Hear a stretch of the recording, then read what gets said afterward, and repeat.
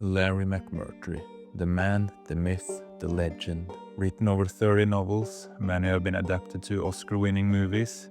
He's also written a bunch of screenplays himself. He's known for novels like Terms of Endearment, All My Friends Are Going to Be Strangers, and maybe most of all, Lonesome Dove, often said to be one of the best westerns of all time and an American great. While he's probably most known for his westerns, he has also written a bunch of novels in contemporary Texas, and I have read none of them. So today I am reading The Last Picture Show by Larry McMurtry.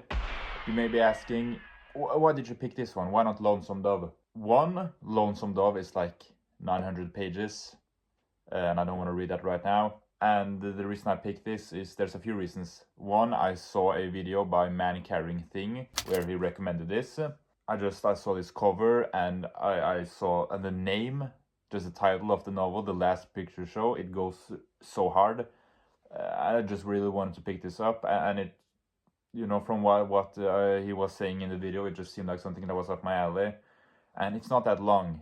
It's not going to be a long vlog because it's like 230 pages.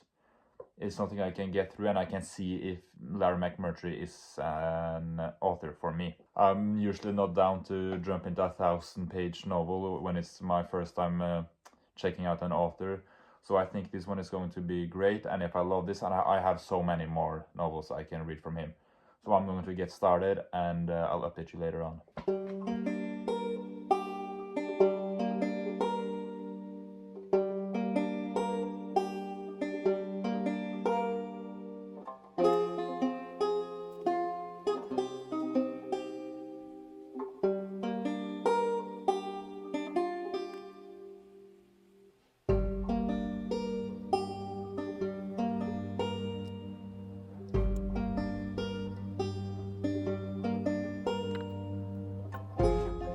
Okay, I'm on chapter 9, page 68, and so far the book is about two teenagers who live in this town called Talia, I think. And our main character, I would say, is a kid named Sonny, who lives in this town, and he lives with his friend called Dwayne. And so far it's just been about the life of these two teenagers and the life of everyone else who lives in this town, and there hasn't really been like a plot that has started, at least not yet. I don't know if there really will be.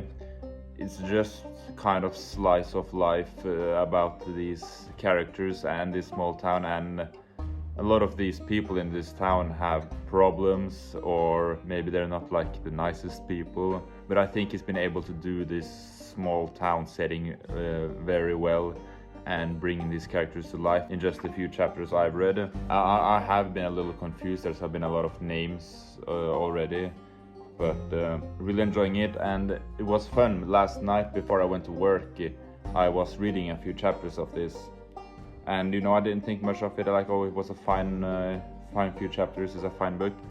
But when I was out driving, I just couldn't stop thinking about it. These characters in like a few pages, I really want to know what was going to happen to them and what was going to happen in this story. I'm already pretty invested, even though I'm just 70 pages in. I'm gonna try to read them more today, but I am going out. I don't know really what I'm going to do, but maybe I'll read it outside.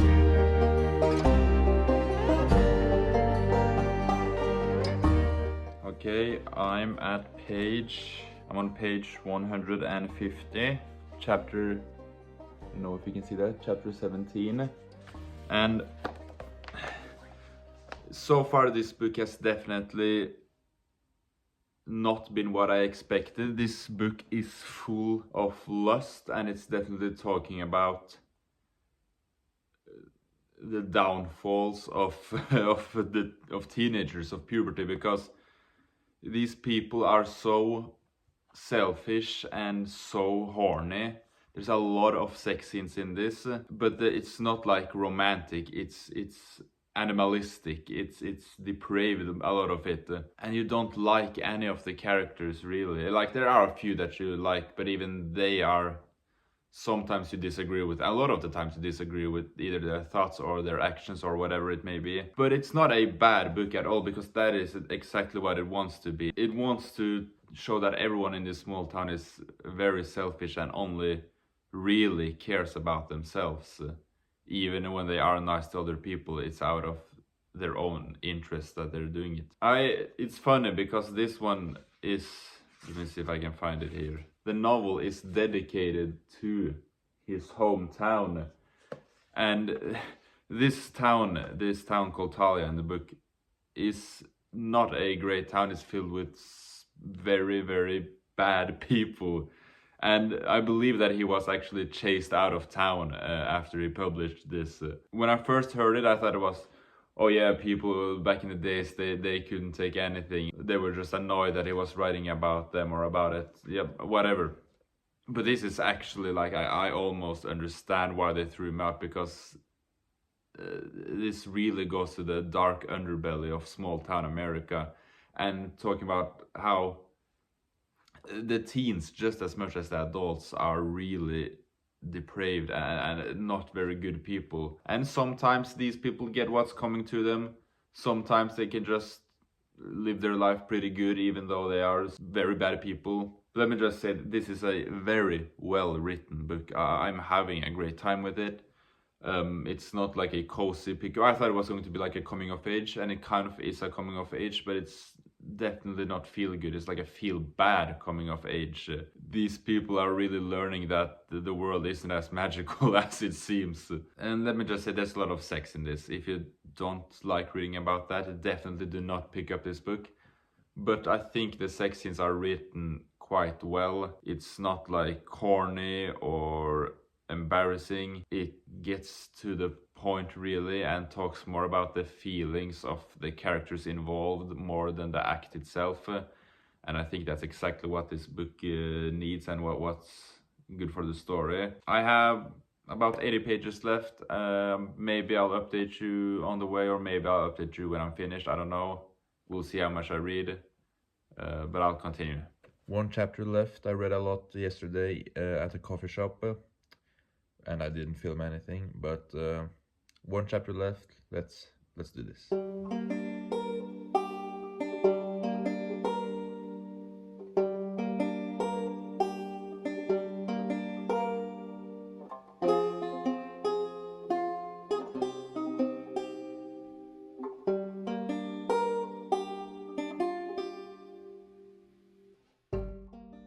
Okay, it's been a few days since I finished The Last Picture Show by Larry McMurtry, and I have some thoughts. On the back here it says that it's an extremely funny and deeply profound coming of age in small town Texas.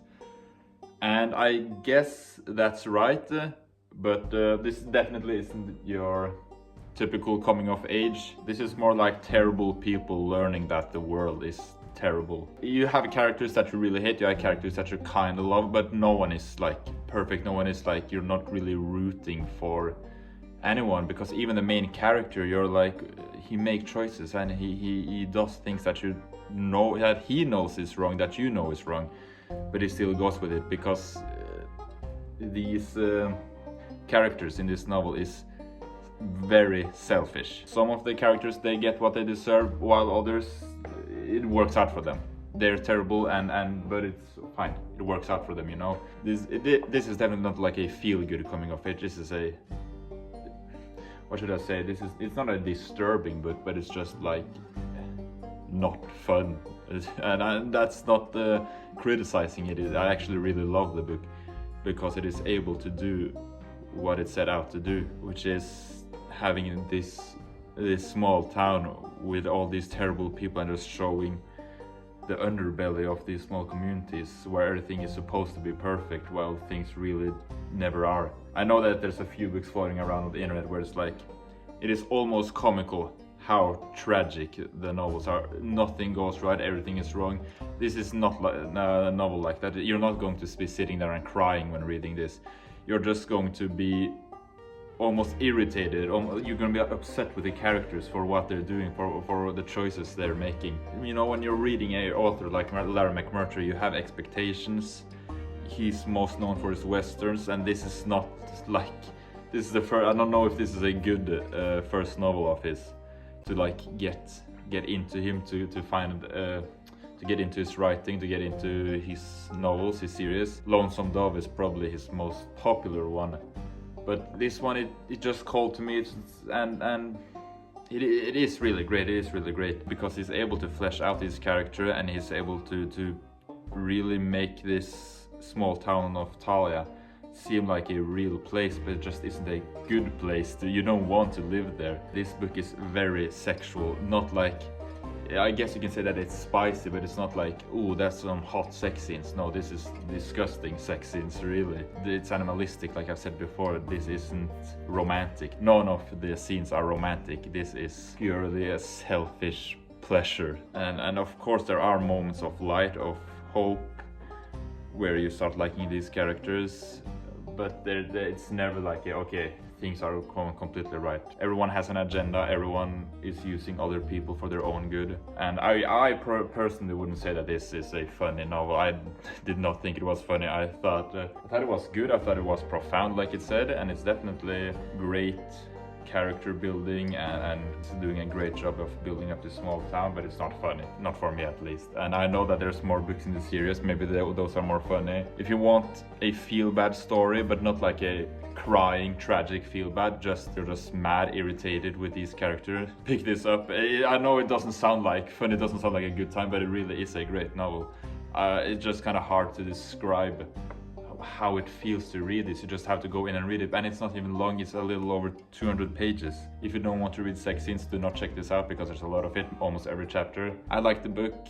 I'm probably going to read more Larry McMurtry. Don't know if I'll continue this series, or maybe I'll try reading probably Lonesome Dove or something like that, one of his westerns, because that's what he's most known for. This one, my first Larry McMurtry, it's good. Check it out if you want to, and